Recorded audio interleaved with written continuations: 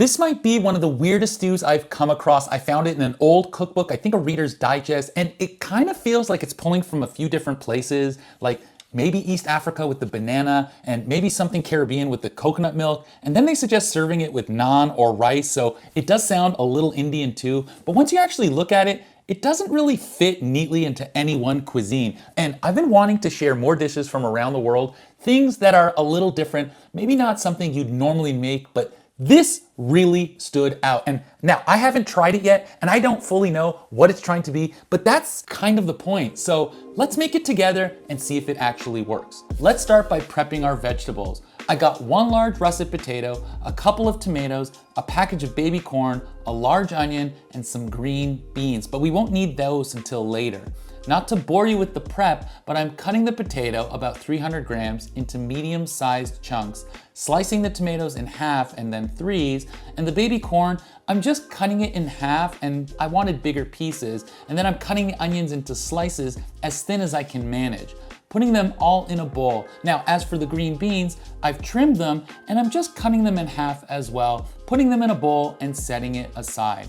Now, prepping the beef. I'm using about 750 grams or 1.5 pounds of chuck cut into bite-sized pieces. I got some feedback from my family from the last beef stew I made, and they wanted even smaller pieces and less fat. So cut the beef as you see fit, and don't forget to remove some of the fat or your family will let you know how they feel. Once that's done, I'm gonna put them in a bowl and toss it with 1 to 2 tablespoons of flour, a good pinch of salt, black pepper, and a little chili powder, and some cayenne pepper. This is optional, but highly recommended. Heat up a pot with about a tablespoon or 2 of oil on medium heat and add the beef in once it's warmed up. Try not to crowd it. I'm doing 2 batches and I'll let it sit for a few minutes so it gets some color. That browning is where a lot of the flavor comes from. Flip it once or twice, or mix it around with a wooden spoon or some tongs, and once it's got some color, pull it out and set it aside. In the same pot, add a little more oil if needed, and then add the sliced onion with a big pinch of salt. Let that cook for about 4 to 5 minutes until softened. It'll pick up some of that fond from the beef and start to go brown. Then I'm grating 2 to 3 cloves of garlic and about a teaspoon or 2 of grated fresh ginger, and let that cook for another minute, mixing it up so nothing burns. Now let's add those vegetables. In goes the potatoes, tomatoes, and baby corn. Stir it around for about a minute or 2 and give it a big pinch of salt if you'd like. Then the recipe says to add about 200 milliliters of coconut milk, which is about half of a can. I actually grabbed coconut cream because apparently I can't read, so we're going a little richer here. And I'll just add a splash of water to loosen it up. Then I'm adding the beef back in, giving it a good mix for a minute to meld the flavors together, and this is totally optional, but I'm adding a splash of hot sauce. The original recipe used Tabasco, but I'm more of a Frank's hot sauce kind of guy.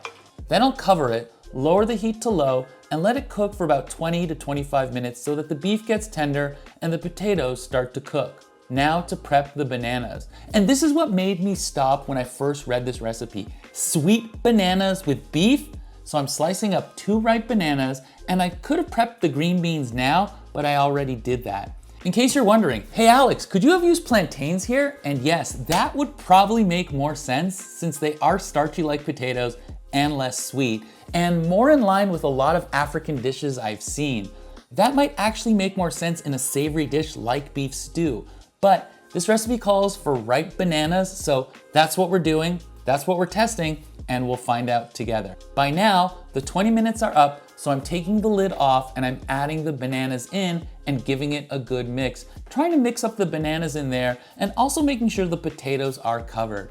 I'm going to cover that up again and let that simmer for another 15 minutes.